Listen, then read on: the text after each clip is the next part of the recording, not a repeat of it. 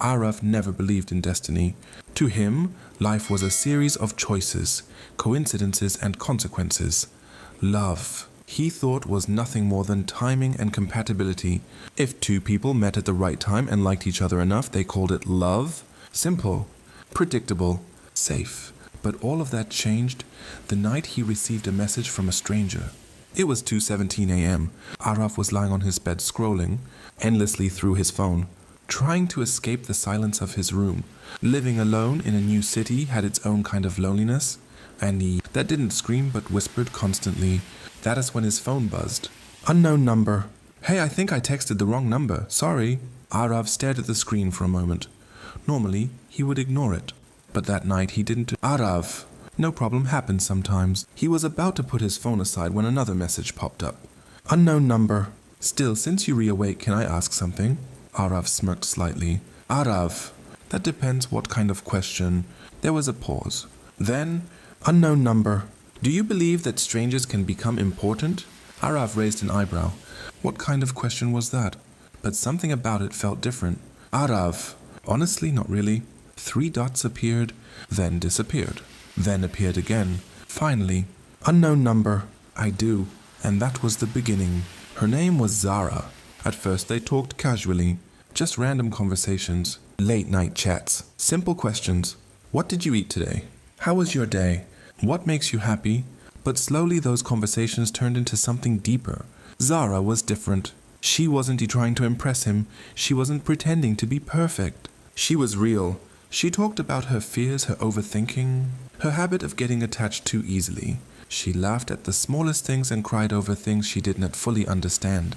And Aarav found himself waiting for her messages. Every day, every night. One evening, Zara asked him something unexpected.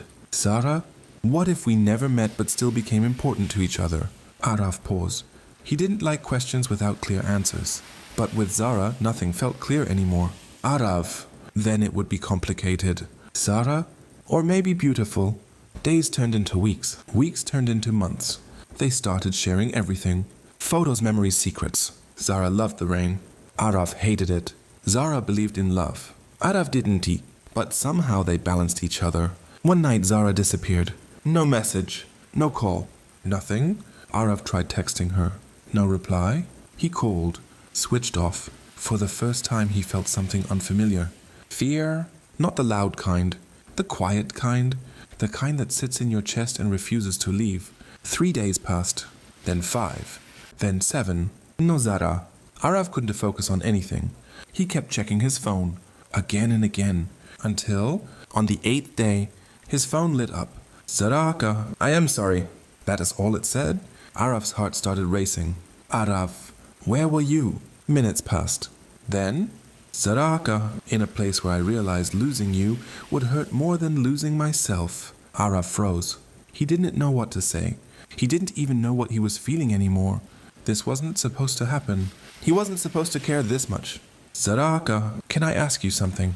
Aarav. Yes. Zaraka, what are we? That question. The one he always avoided. The one he never wanted to answer. But this time, he couldn't run from it. Because deep down, he already knew. Aarav typed. Stopped. Deleted.